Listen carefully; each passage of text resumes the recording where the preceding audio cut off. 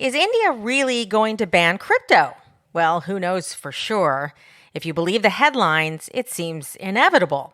Ashish Singhal is the CEO of Coinswitch and also CruxPay. Today, he speaks to us from Bangalore, India, a country thrust into COVID-19 lockdown with just 4 hours to prepare.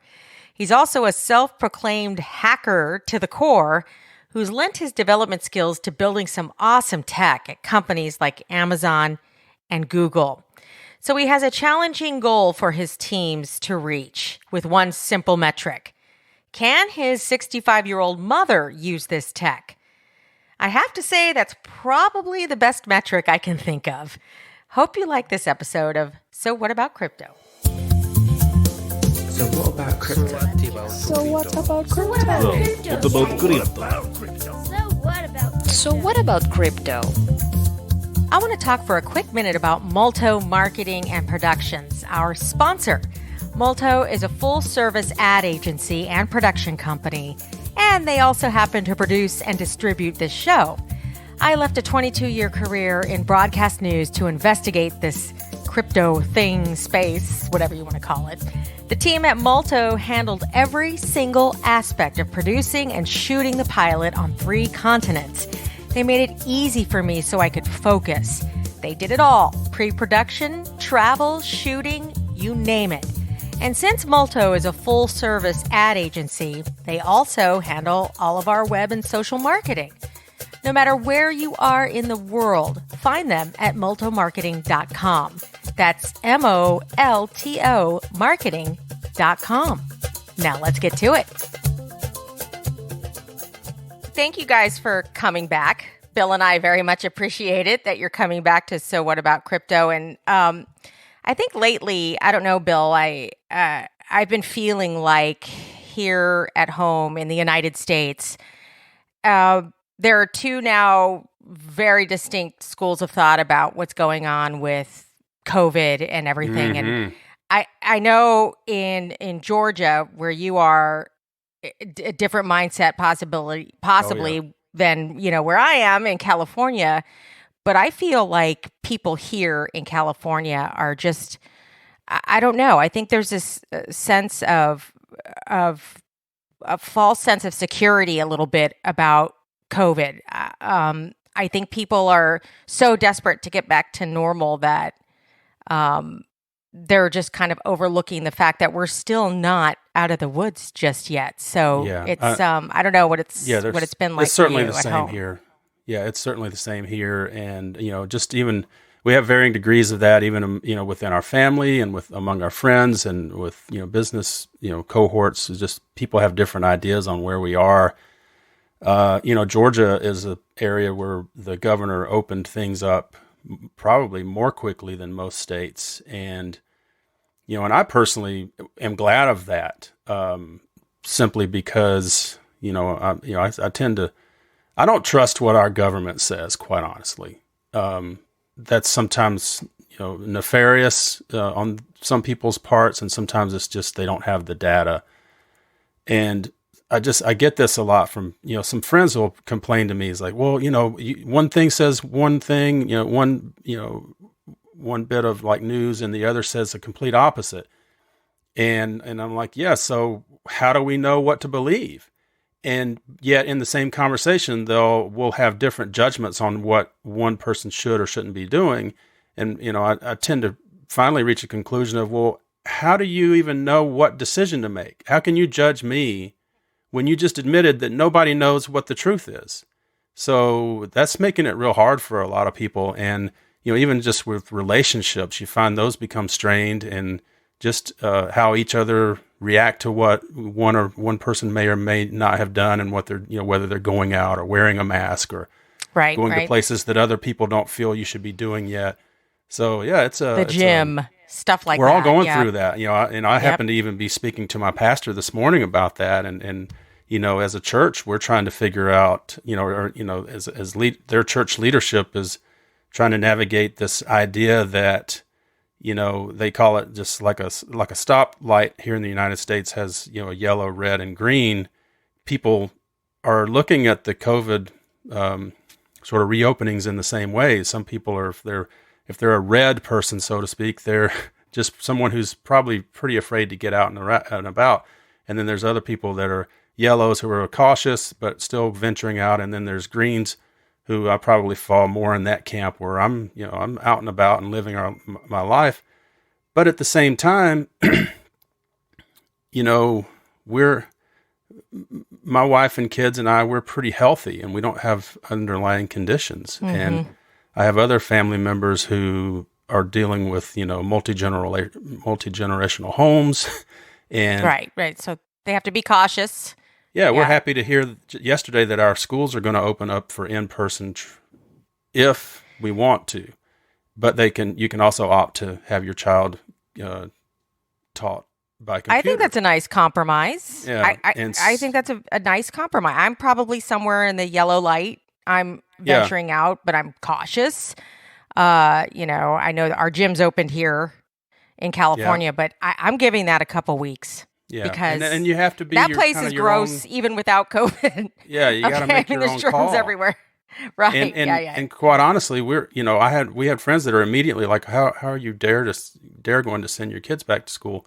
Well, our response was, we're pretty healthy and we don't have an elderly parent living in the home. Right. Maybe you do, but so we're making that decision based on what we think is best for our family, I think, but it's difficult for sure.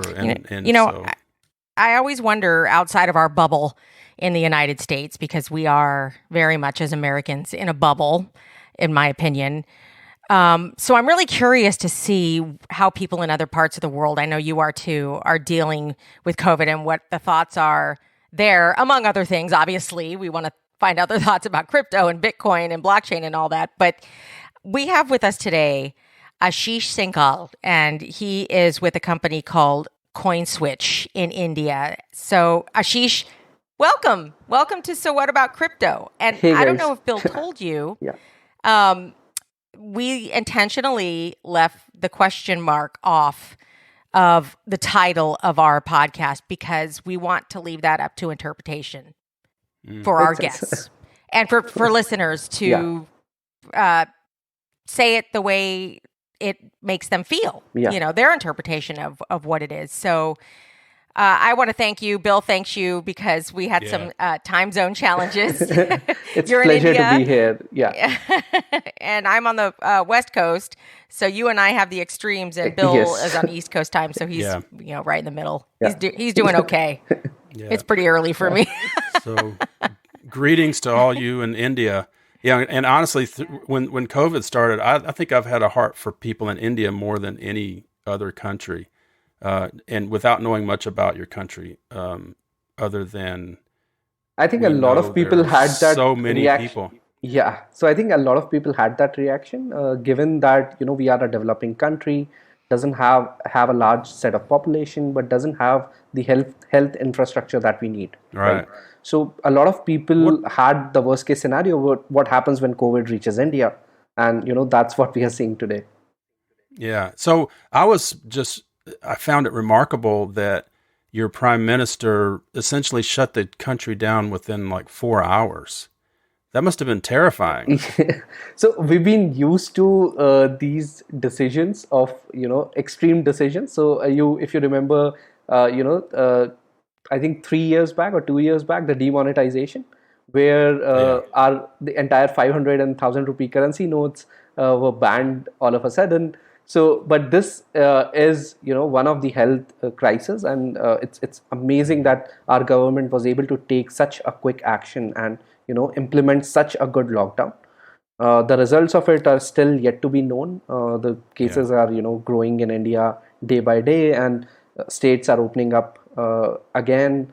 To be honest, I'm a little scared at this point because our health system are at peak already, right? And it hasn't even reached the levels that we have seen in US, right? So it's a little scary situation out there, but hopefully, some states are doing a very, very good job, including Bangalore, Karnataka and Bangalore. Bangalore is where I am. So Bangalore is doing an amazing job in contact tracing and stopping it early at the stage where it's not spread to a lot of people out there, right? And tracking those people down, locking them on home quarantines or external quarantines, and making sure that the other people around them are tested and are safe in this situation. So You sound like you're having some of the situations that we're having here in the United States, Bill, where there's some states and their governors of our states are requiring people to wear masks. Like here in California, our governor has said it's mandatory for people to wear masks when they're out in public. Other states, their governors are choosing the complete opposite. So it must be a bit difficult to try to, between states in India, control that too, because you can't stop people from, moving about the country in the second most populous country in the entire world, in India. Here's what kind of blew my mind about it. And, for all my misgivings about the U.S. government, I felt like they at least did one thing right. And then that was, I think they prepared us mentally for it. Like every 2 or 3 days, your brain was starting to process a new idea about COVID and what the possibilities, good and bad, may be, mainly bad. So I think as a culture here in the United States, we sort of needed to be eased into the idea that there might be a lockdown. And I think that was the right move, because I think if they had, in the United States at least, just said all of a sudden one day everything is shut down, it would have been a wreck.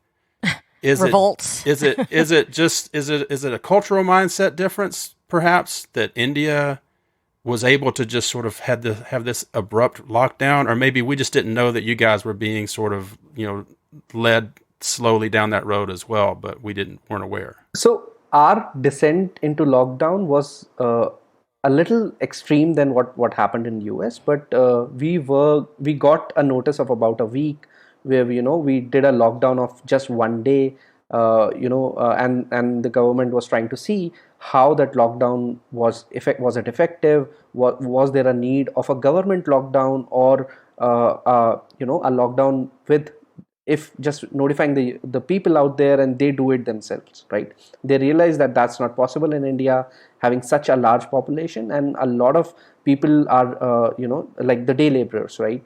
They earn their salary on the work that they do on that particular day, can't live without if there is a lockdown, right? So a lot of different factors need to be taken care in, but ultimately the government went in with the right intentions, if you ask me, to lock everything down and try to solve each and every situation as and when they face them, right? Because it's not easy to lock such a big country down and have already thought of every single use case, every single issue that may come up, right? So obviously it was terrible for a lot of people, but as per me, it was the right steps. It could have been obviously better, but that was the need of the hour. Well, India has almost 1.5 billion people. I don't have to tell you, almost 18% of the world's population. And that's got to be on people's minds when you have such a populated country with COVID going through the country like that, the fear, possibly fear of this spreading so fast. Would you say people were much more receptive to the lockdown and the kind of open-ended timeline that we're all kind of looking at right now? So people were uncomfortable as well, but most of the people took it at a face value because they believe in the government, and they are doing, assuming that they are doing the right thing. And everybody understood the health crisis, and everybody understands that in India, the healthcare system is not meant to deal with a situation like COVID, right? Obviously, none of the country has had that, but some countries are far ahead, and India is not one of them, right? So everybody understands that our healthcare system cannot take care of so many people at the same time, right? So we needed to flatten the curve at the right moment, and once it gets out, it's out there, right? There is no precaution. There is nothing that you can do to actually stop it from growing, right? It will go through its own course, blocking down everything in its path, right? So yeah, so it was extreme, but I think the government did the right thing in managing it well. Although the cases are still growing, and it's still a concern that that lockdown was not as effective as it should have been. Well, it's interesting you say that you feel the government made the right choice, and that there's general trust in the government. But when it comes to crypto, it's not necessarily the same opinion among Indian people. So, crypto is a difficult topic in India, and I understand the government point as well. Any new financial entity that comes into the market, which is this volatile, bound to attract, the nefarious minds and scams. So, the government just wants to keep people safe, right? And there are two extremes to it. One is shut down everything. The other is to come up with a right set of regulations and making sure these things doesn't happen, which a lot of countries, including US, has taken, right? So it's unfortunate that the government earlier had chosen to go the all ban way, and rather than helping the crypto community grow and see the potential of it, and looking at the positive sides of it as well, and they focus too much on the negative side, and try to did an entire ban. Luckily, Supreme Court understood the realities and helped helped in March, reverting that ban and helping crypto traders and crypto companies to start innovating in India again. Right? There are still some outlines of it still today, but hopefully it will be positive news that is coming out of India very very soon. And in the coming years, India would become one of the hotspots of crypto community. Yeah. Well, being a CEO of two crypto companies in India, do you find that you're getting involved on the government level as a lobbyist, or maybe consulting with Parliament? Or, to what degree are you having to get involved there to help them understand, maybe the best move forward? Sure. So we have a association called IMI, AIMAI, which basically talks to government, or deliver government the message by having every crypto company in India, or most of the crypto companies in India, and hearing their thoughts. So IMI figures out these are the right set of regulations that should come out, which helps the user as well as the crypto community in India to help it grow, right? And they communicate the same things to the government, to the ministers, and to the government bodies, right? To be honest, I don't have any personal say or a personal, meeting hours with the government officials to help them explain my case. But how it is happening in India is that through IMI, all the crypto communities are giving their views, and they are the one compiling these views and sharing with the government in the hopes of that they understand the need of crypto in India, and they come up with the right set of regulations. Regulations are very important. Nobody denies that, right? User protection should be at the topmost of every company, every government, right? But instead of simply banning it, probably a right set of regulations which help grow this, the alternate financial ecosystem would be a better bet for the government as well as for the users.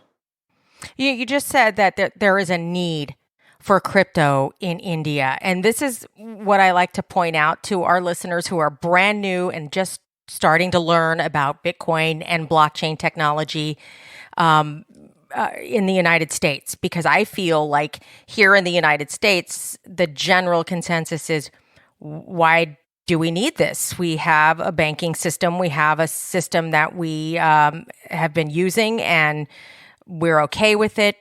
But on the other hand, you say the people in India need it. Why do you feel that the people in India need this type of technology and cryptocurrency? So India is one country that can benefit out of crypto the most. The reason being that Indian infrastructure, if you look at banks if you look at any banking situation in India, right? It's not meant to support 1.3 billion people, right? And crypto being can be the savior for these unbanked people, right? Uh, Crypto has a low onboarding, has easy to understand, how things work. People who doesn't even have a bank account can now talk to each other and participate in this financial ecosystem, right? Which currently they are not getting the opportunity for, because banks don't have the incentive to provide them this infrastructure.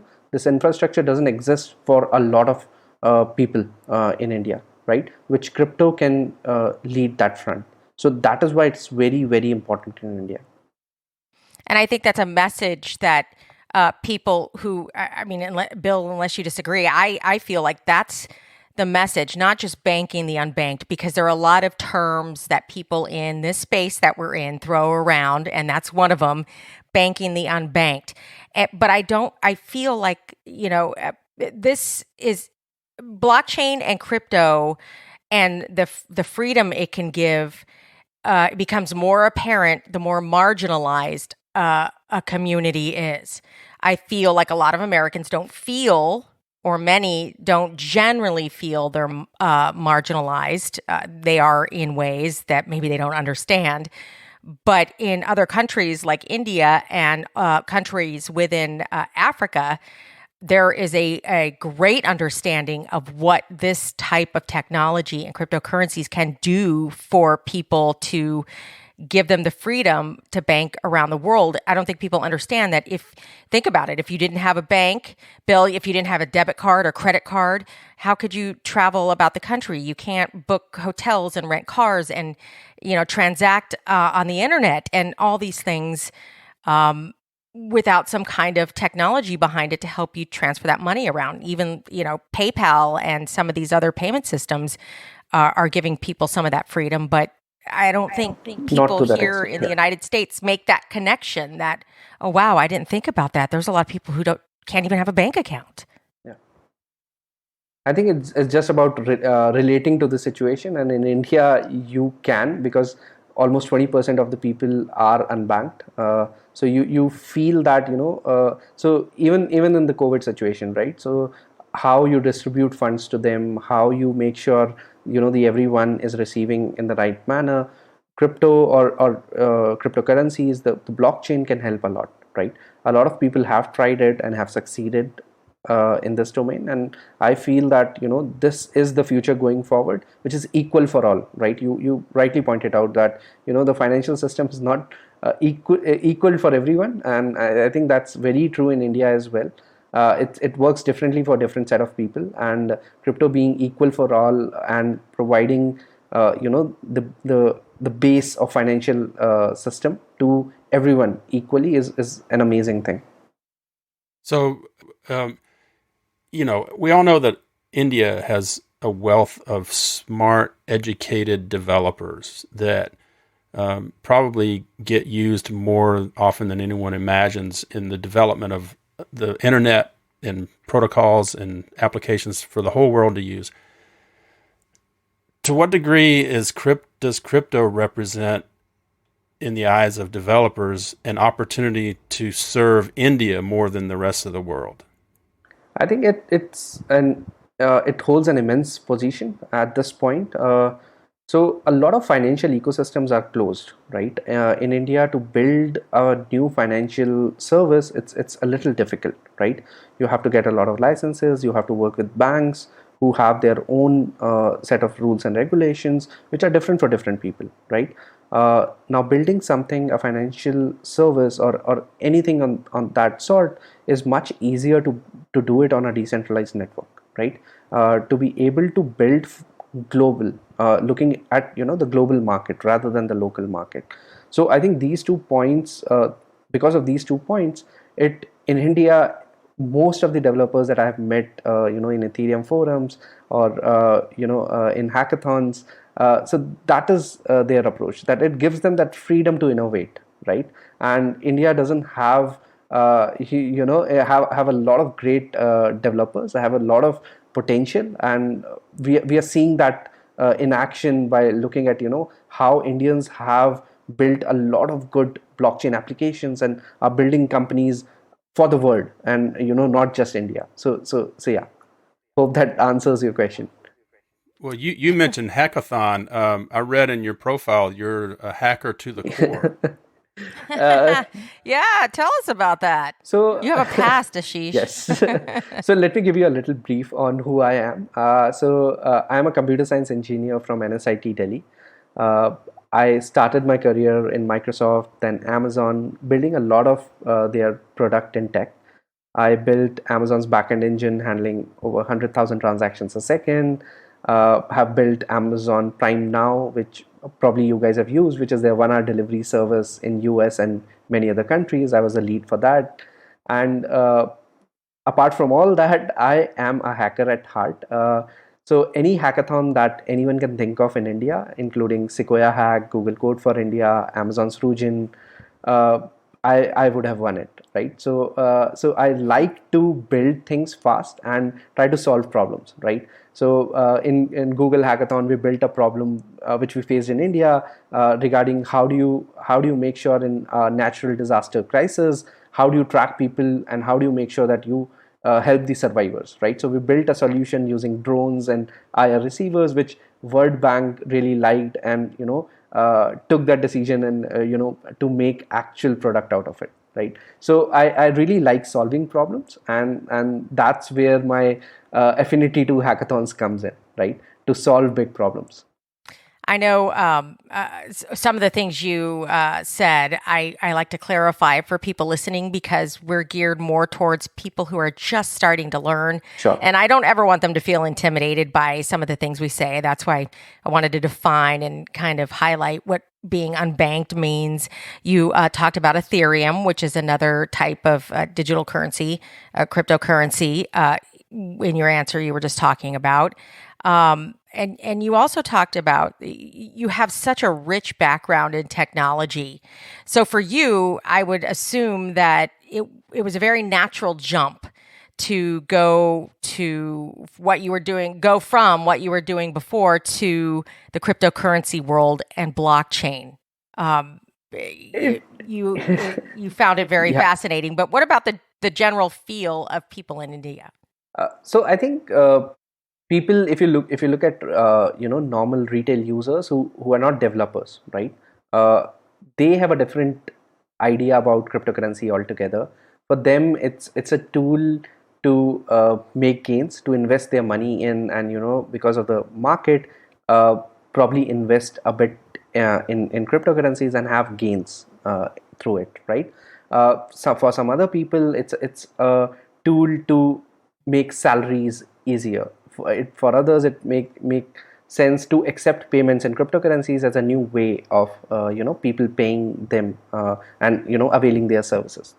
So it means obviously different for different people. For a developer community, it's more about freedom of building financial services out there. Not just financial in any field, but mostly people are building towards the new financial ecosystem.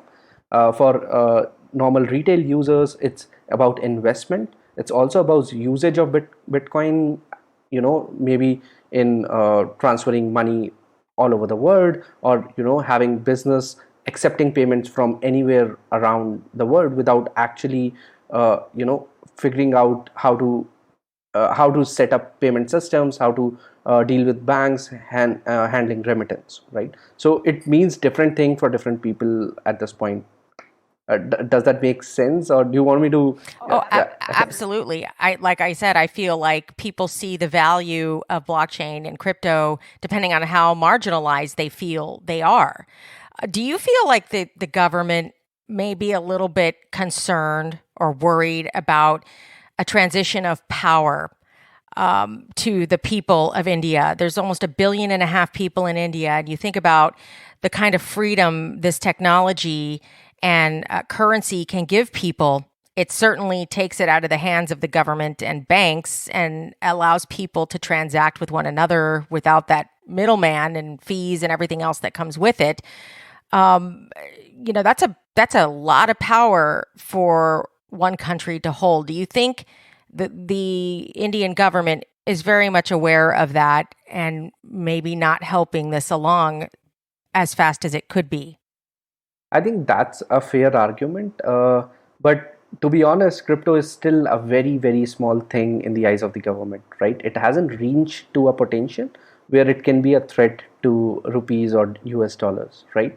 And what we believe as innovators is that it's an alternate finance. It's not both can exist together. So it's not either or, right? So it's about that, both serving a set of users to make sure that their life become easy.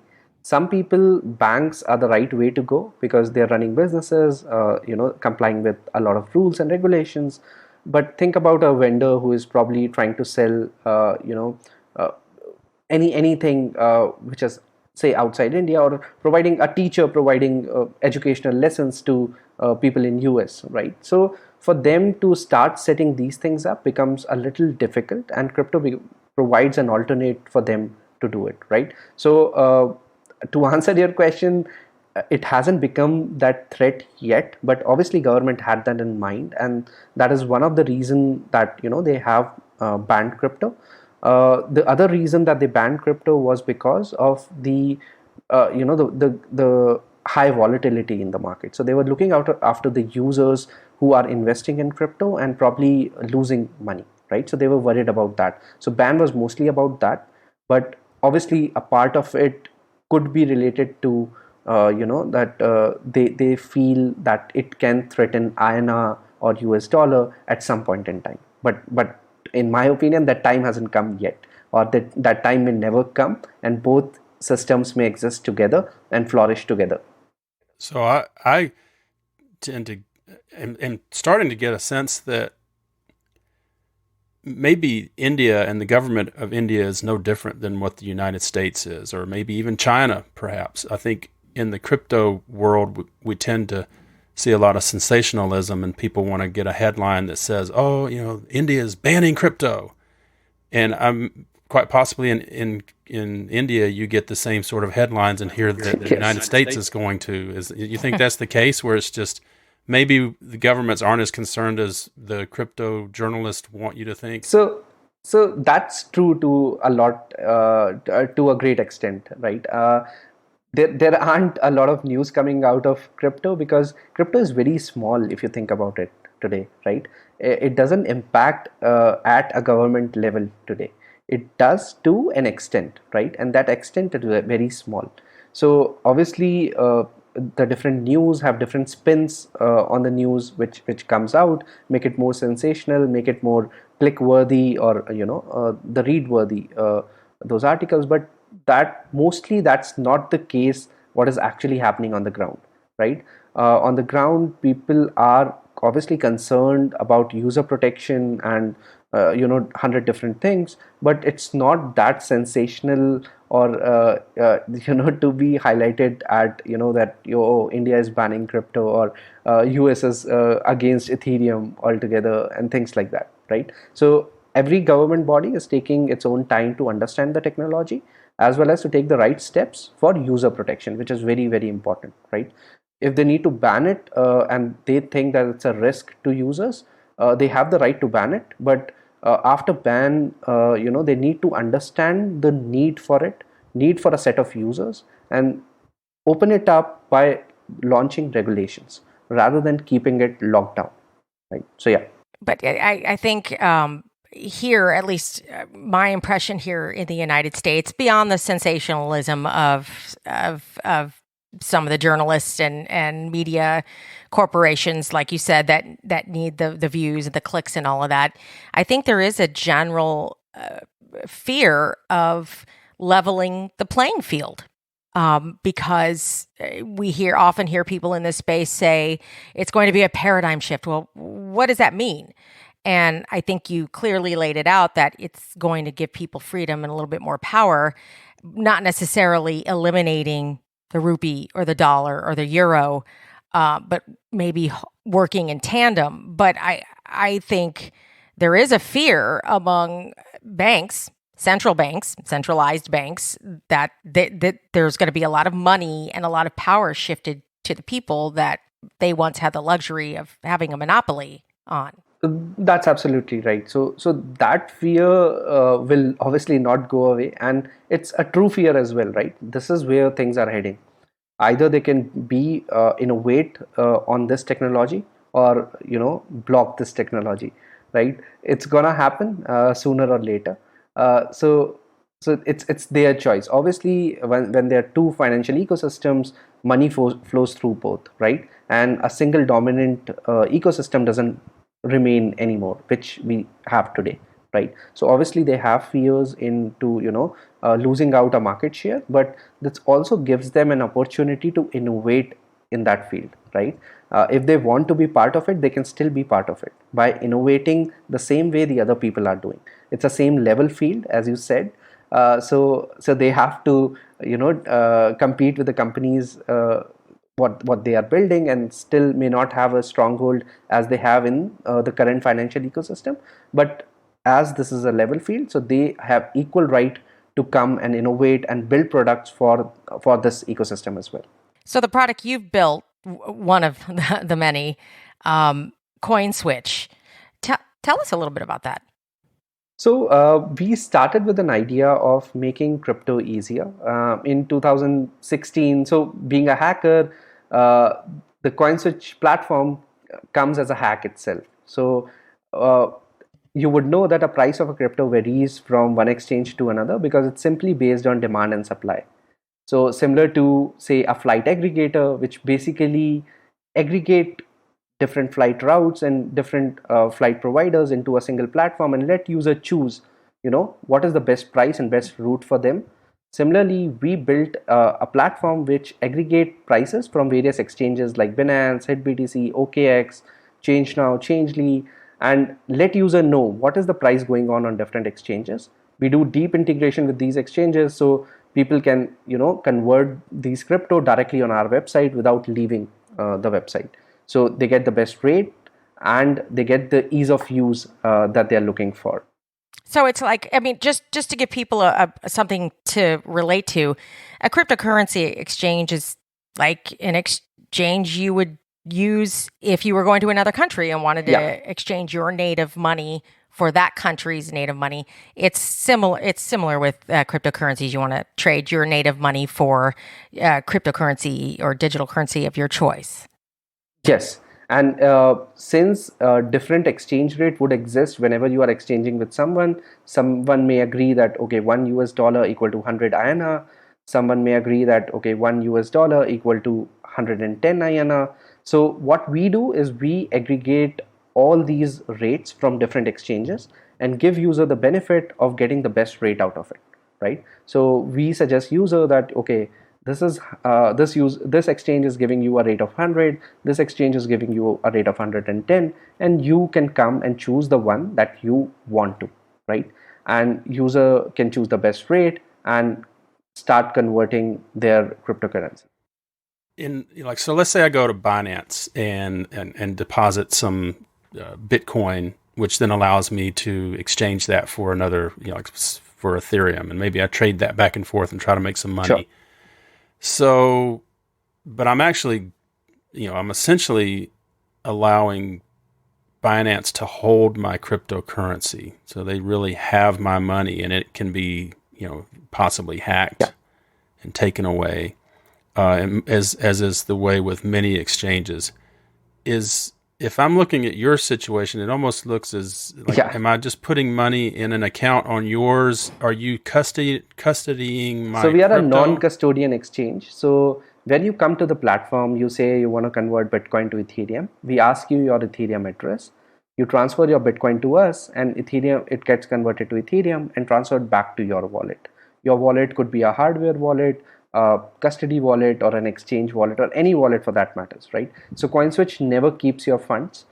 We keep your fund for a very short period in time in which the conversion is happening. So user get that security because they never have to trust an exchange to keep their funds. Which, for new people listening, by the way, one of the sayings in the crypto community, not your keys, not your coins.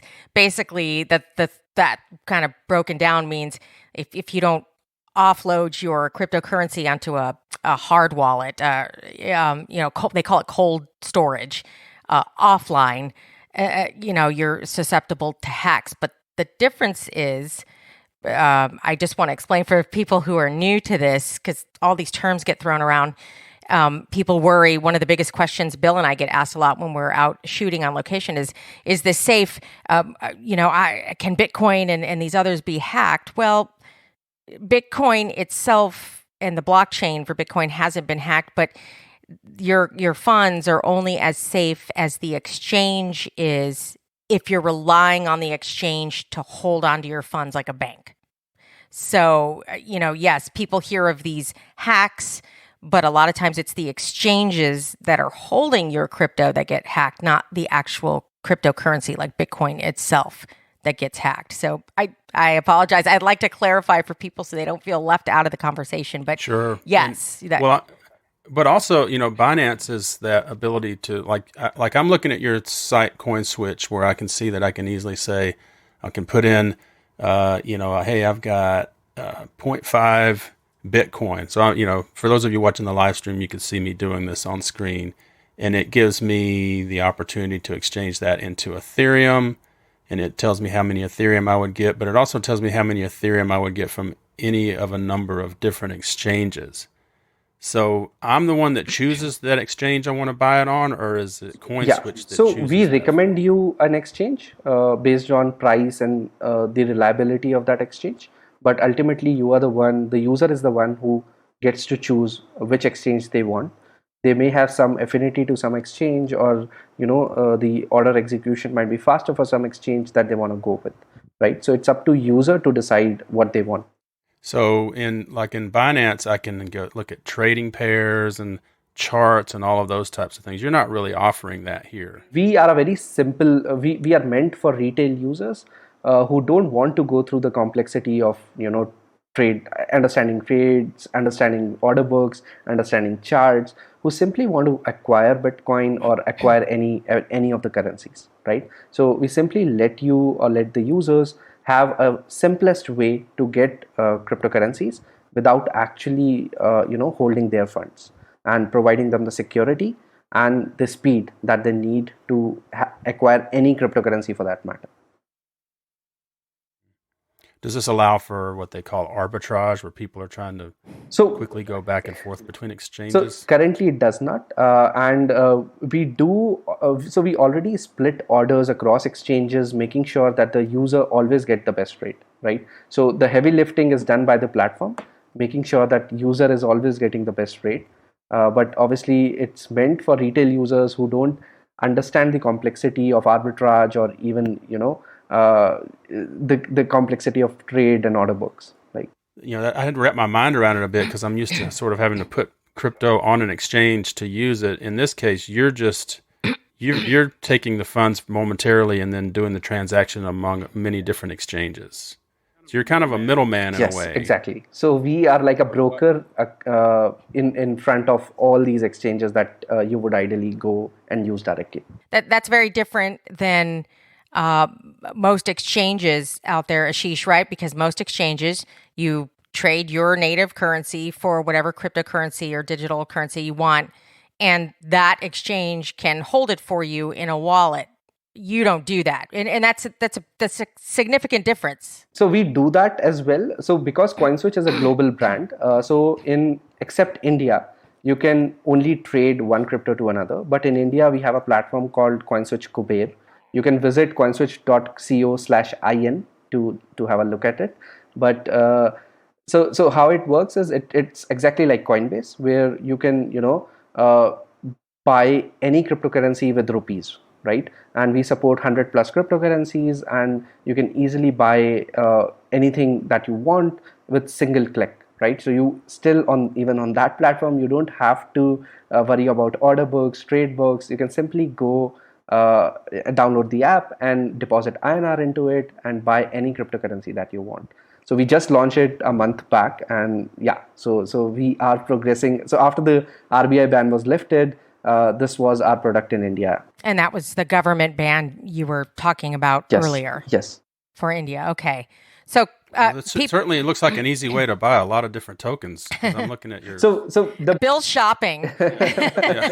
So the Not that I'm not recommending anything, and just so everyone knows, we're not financial advisors. Right, of course. But uh, just you mentioned Coinbase and Binance. Just for the new people listening, those are other very, very popular exchanges where you can buy multiple different types of digital currency, cryptocurrencies, and store it there or offload it onto your own little cold storage, which we explained earlier. Your own little, almost like a little hard drive of your money. So while Bill's shopping, I wanted to ask you, Ashish. So when you first heard about Bitcoin and blockchain technology, I mean, you were probably one of the first people in the world to hear about this emerging technology before the rest of us, because you were already a developer. You were already in that world, sort of. So I would imagine the transition was pretty easy for you. But when you first heard about it, what were some of your first thoughts? So in 2013, when I read the Bitcoin white paper, I was totally blown away, and that this can be done as well, because from the technical standpoint, that was a standout, right? It has never been done before, and somebody has figured out a way to have a distributed ledger and verify transactions on a distributed ledger, right? So that was an amazing, mind-blown moment. Obviously, I couldn't do anything with it at that time because a lot of technology was built, but there was no interface that was there, or there were no easy way to acquire Bitcoin or trade Bitcoins in India at that point, right? So it took a little while. Then a lot of exchanges came up in India, and in later we also decided to build an exchange with a single focus in mind, the simplicity, right? See, when I started Coinswitch in 2017, my goal was very singular, that I want to make a platform where even my parents can buy and sell cryptocurrencies. Do they? So last week, so 2 weeks back, when we launched our INR platform where you can buy cryptocurrencies in INR, my mother, who is 65 years of age, bought her first Bitcoin. So that was the realest proud moment that I could ever have, and it basically proved, or it all my years of hard work was proven right at that point, that I built what I set out to do, right? And it's not easy to make it that simple. So the team worked really, really hard. I'm not sure if I'm able to explain the gravity of fulfilling that wish that I had 3 years ago, but we are really excited to be in India now, providing a service where people can buy and sell cryptocurrencies with such an ease that even my mother can purchase these currencies. So I read in an interview that you did, well, I can't remember where, that you try to focus on only one sort of Yes. metric as a goal for your team. So apparently your goal was, if my 65-year-old mother can buy it, that's the goal. So when we set out to do build Coinswitch, everyone says that they want to build a simple product, right? But my team asked me, how do you measure the simplicity of your product? What is your metrics, right? And investors asked me, what is your metrics to be building a simplistic product? I said the metrics is the day my parents are able to buy it. At that day, I would know that I have made a good product. Right. But that's so true. I cannot tell you, I cannot emphasize enough. I've been, I consider myself still a newbie, a little under 2 years in this space. I cannot get my parents, who are also 65, and my dad, who is in his 70s, to do it. I could hand it to them ready to just push a button, and they won't do it, but I guess we would say here in the United States that if you can get your boomer parents to do it, then, you have succeeded. Yeah. I'm not saying I'm not a millennial, or I'm Gen X. But so even if I'll throw myself in there saying, even if a Gen Xer can do it and a boomer can do it, you guys can do it. So that was the idea behind Coinswitch, and I think with our launch in India of Coinswitch Kuber, we are making the right strides. Obviously, we have a long way to go, and the regulations in India need to support us, and a lot of users need to support us. But I think we are on the right track, making crypto easy and being just that single goal, and making our focus on our product, making sure that we provide the best usable product in India to be able to get into cryptocurrencies. And as you all know, once you get into cryptocurrencies, the opportunities are endless, right? So we wanted to be the gateway of people getting into crypto in India, and hopefully we would be there very soon. So let's talk about CruxPay then. I like that, and I think there are other blockchains maybe trying to do the same thing, but you make it more of, instead of exchanging keys, these super long strings of letters and numbers that are difficult to identify if you're entering them correctly. Yours is more like an email, Yes. like a Venmo or Yes. something. So what we have done is, we have all faced this issue that, whenever we are transferring funds to friends or exchanges, we need to verify addresses time and again, right? Because these are Sure, not it's like if you're sending money to somebody in a bank account, you need to know their bank account number, right? Exactly. Same things. Yes. So with a wallet, you need to know their wallet number, but these numbers tend to be a huge long string of letters and numbers combined, and you'll never memorize it. Yes, exactly. And with crypto, the problem is that transactions are irreversible. It's not a problem; it's a feature, but it's a problem for people who miss out, or mistype these addresses and lose the funds forever, right? So what we do is we provide human readable IDs, which can be binded to all your addresses. So instead of exchanging addresses of Bitcoin, Ethereum, and anything with your friends and exchanges, you can simply use an ID forever, right? And all the heavy lifting is done by this ID, resolving addresses, making sure it's going to the right one. It's owned by you. It's not hackable, and so all the security and the user interactability is taken care by this ID. So in the crypto ecosystem, if you have this ID, that's all you need. So who sort of assigns the ID? Are you guys the clearinghouse for yeah. that? What is kind of like a domain name? Exactly like a domain name. And what we do is we tie up with wallets, and wallet, you can go to any of our partner wallets and create a Crux ID. And basically you can type a name, figure out which is available, which is not, and choose the one that you like. Right? So it's as simple as that. So I could be like Superman at CRUX. Yeah. So anything that you like which is available, you can choose that and start using it. So imagine this, everybody. I mean, if you're listening, your email could be a way to get paid.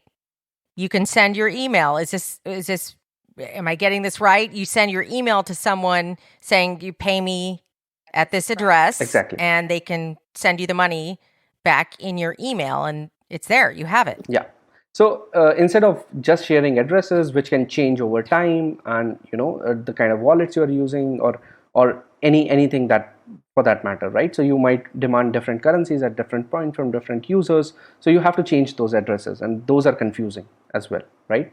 Instead of that, now you can share a single ID with anyone that you want, and they can send and receive funds using this ID very simply. So yeah. So all right. So I'm familiar with like .crypto and .zil and these sort of domain names that Elsa and I have both secured our own versions of these things, although we haven't really used them.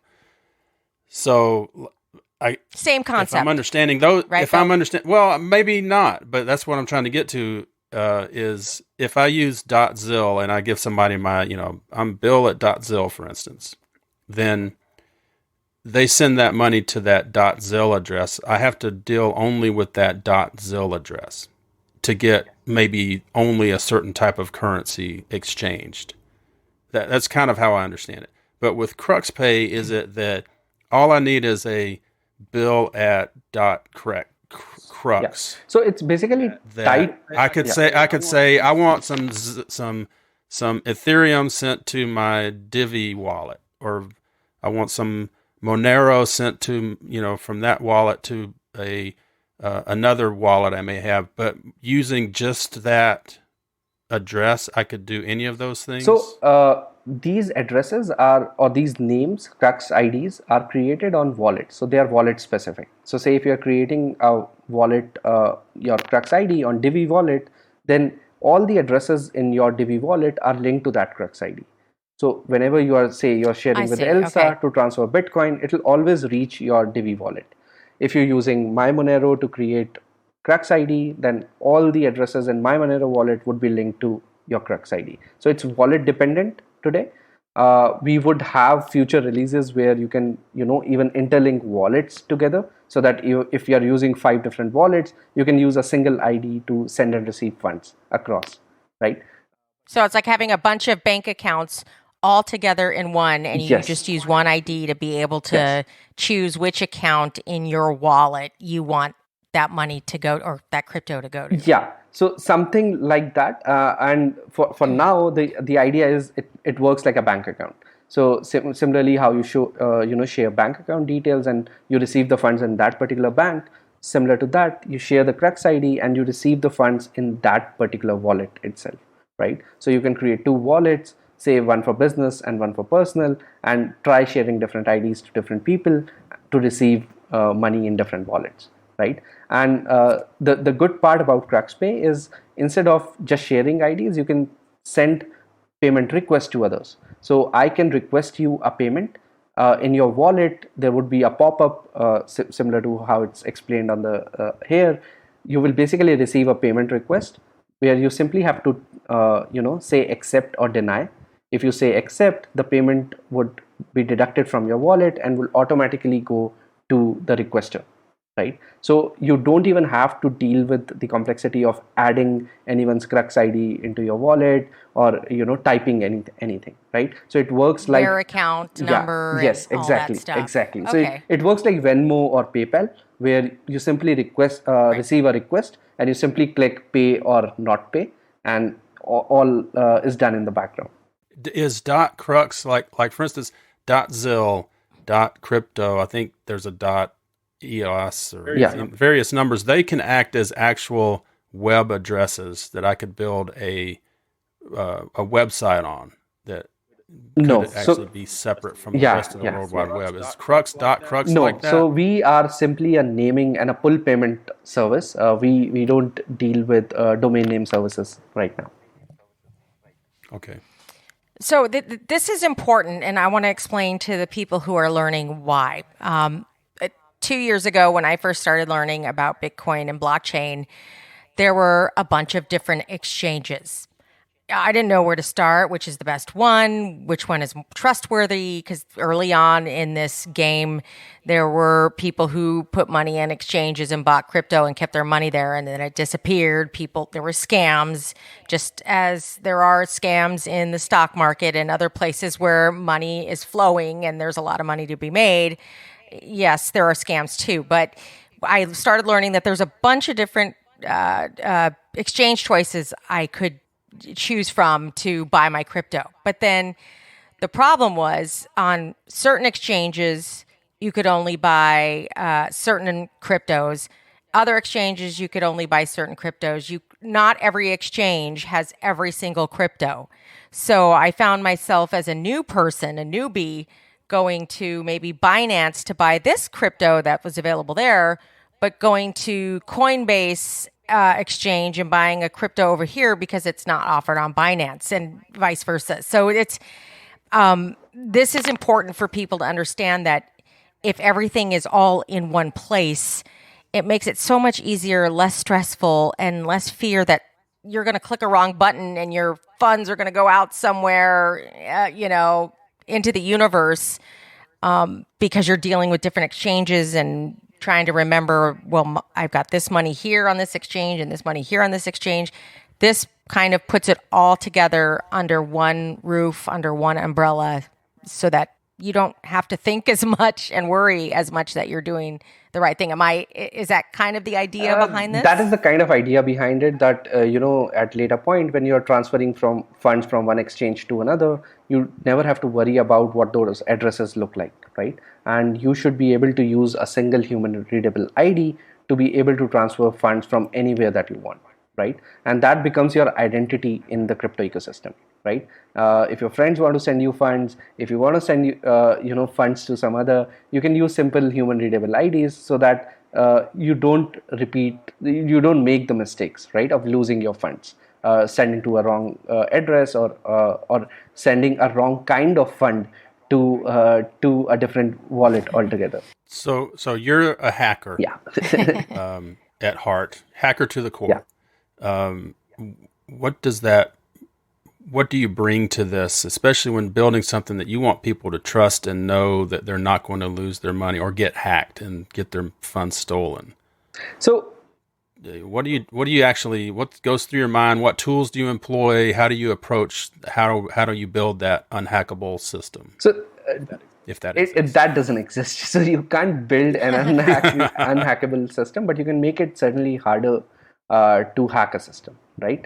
So you take basic measures, securing your servers, securing your DNS, securing your access, making sure you have multiple firewalls and different security access. You make sure. So there are a lot of technical details that goes into securing a system. And you make sure that you do regular pen testing. You get regular pen testing done on your systems, making sure that you are aware of the vulnerabilities and you constantly are fixing them, right? It's almost impossible to build a system which cannot be hacked if the hacker is good enough and persistent enough that any systems can be hacked, right? But what we can do is we can just stay a step ahead of hackers, and making sure that our security is at the top level and we are aware of the issues and we are constantly fixing issues and testing our system again and again. Mm-hmm. So by having a single, all right, so if I have a CruxPay address in an Ethereum wallet and a CruxPay address in a Divi wallet, are they the same address? They are different addresses as long as your okay. All right. So there's not a. Yeah. It's not as if someone knows you're one. Like someone could find my email and get access to various things. If those, it's not like they can wipe you out completely if you have. So things if your wallets were created using different 12-word seed or 24-word seed, then obviously those two are separate wallets altogether, would have separate Crux IDs altogether, right? So nobody can know any of those. If they were used, they were used to the 12-word seed was used, the same 12-word were used to create these wallets, then obviously both would be same. The Crux IDs would still be different, but pointing to the same wallet. And if you're using a wallet that can have multiple cryptocurrencies in it, then, and if you have everything in that wallet, then they could have access if they could hack your seed. Yes. Yeah, and by the way, seed. Just to explain, I'm just trying to hold hand, do some hand holding because I needed this when I was learning about it.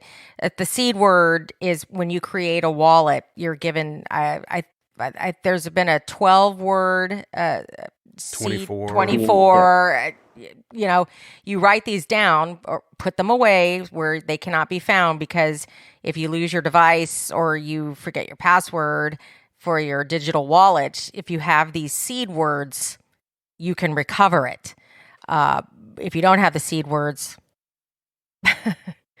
which is, another thing I think that scares people at this stage of the game, that, if they don't have the seed words, they could potentially lose what they have in that particular wallet that those seed words belong to. So maybe one day in the future, we'll get past that too, to make adoption a little bit easier. Well, as a white hat hacker, knowing what people are capable of doing that's not good out there, what would you say are the 3 top things a person should be doing to make sure they're not vulnerable? So make sure that you're constantly changing your passwords for your emails, your any account that has sensitive information.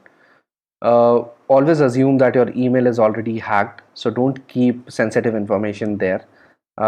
Use LastPass or services like that to store and keep on rotating your passwords for any platform that you work on. If you have 12-word seed or 24-word seed, please don't keep them online.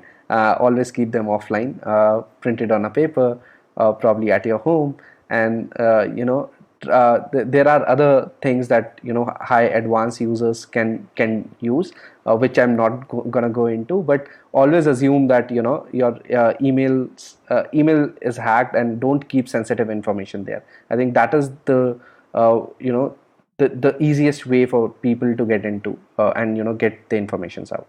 Right. So keep it offline, keep it secure, create wallets which provide that functionality, and always keep your funds there. Right. If it's not online, it cannot be hacked. As simple as that. So like if I'm like somebody may, or let's say it's Elsa, may say, hey, Bill, I need the password, the username and password for this account we share or something. I'm the type that I would always just, send her the username by email and text her the password. Am I just wasting my time doing that? So yeah. So let's not, so that's a pretty easy way to get hacked, because we have to assume that, hacking these devices or hacking email IDs is very easy, because a lot of people don't have second auth, 2FAs enabled on emails and all that. And we use obviously regular, easy to guess passwords, which other people can simply, with some technology, can guess and hack, right? So always use services like LastPass or any other password sharing tool to have that important information pass through, and always enable 2FA if you can on your accounts, making sure that they are secure. 2FA what do you for recommend people. for 2FA? Yeah. So Go ahead, Ashish. Yeah. So 2FA are different for different platform. Ultimately, it's a code that you need to scan and keep somewhere, right? Which regularly generates every 60 seconds generates a password for you, right? So you can like use a Google Authenticator. Yes, It's an authenticator app that generates a passcode at what, like you said, every 20, 30 seconds 60, that you would use to log in, that your account is synced with. And it's unique to your device. Yes. So it's unique to your device and unique to your account. So it's linked to both. And that makes sure that hackers can never access, because in this short amount of time they can never guess that 2FA password, right? So you need to make sure, so securing that also is very, very important. Make sure your 2FA seed is not shared with anyone and is secure offline, rather than securing them online, right? So if you take these few measures, I think a lot of hacking that happens today can be avoided. Oh, absolutely. Speaking from experience, I was SIM swapped last year, and so I had to learn the hard way about. Yeah, Bill, remember I had to learn the hard way. I was SIM swapped twice. And I thought I took all the precautions, but I had to learn the hard way that, I needed the Google Authenticator app and all these extra layers of security. So don't find out the hard way, look into that. But don't take it from me. Ashish is the hacker. So this is advice from a hacker. So take his advice on this, and a lot of other things that he's talked about during our podcast today. Ashish, Bill and I can't thank you enough for being with us today on the podcast and help us walk newbies through some of the terms and that we use and ways to learn about how to become a little more crypto savvy. It was pleasure being here, and it was really great, interacting with Bill, you and Elsa. Yeah. Ashish Singhal, by the way, CruxPay and Coinswitch. We'll have your information, Ashish, in our show notes, by the way, for people who are interested in doing a little more research. Well, this is going to be our 5th episode. This is our first international guest. Oh, yeah, that's right. I'm so glad the signal held up the entire time. I mean, that's all we can ask for these days, right? Again, thank you so much. Thanks. Bye. That was fun, don't you think? We're really glad you stuck with us, and we could really use your support. The best way to do that is to leave a review on your listening platform. This will get us in front of more ears. We plan to release new episodes weekly. You can find this show on Apple Podcasts, Google Play, Stitcher, SoundCloud, pretty much every podcast platform on the planet. Or you can check it out on our blog at adventuresincrypto.tv. where you can find out more about my upcoming show, Adventures in Crypto with Elsa Ramon. You can find me on Twitter at Elsa Ramon on Air, or hit us up at info@adventuresincrypto.tv. You can find this in the show notes, by the way, if you missed it. And thanks again to our sponsor, Molto Marketing and Productions. If you need a solid team to strategize and execute your next ad campaign or media production, or even produce your next podcast, you need to get a hold of them at moltomarketing.com. That's MOLTO marketing.com. I'm Elsa. Thanks so much for coming along. This is a live Q&A discussion about Bitcoin, cryptocurrencies, tokens, projects, investments, and technology. All discussions are strictly the opinions of each speaker. Statements made by guests are not necessarily the opinion of the host and producers. Investments in Bitcoin, cryptocurrencies, tokens, and even stocks are speculative and risky. The information contained herein is for informational purposes only. We are not financial advisors nor registered investment advisors, and all of our content is intended for general information purposes. You must do your own due diligence before investing in anything, especially anything related to cryptocurrencies and tokens.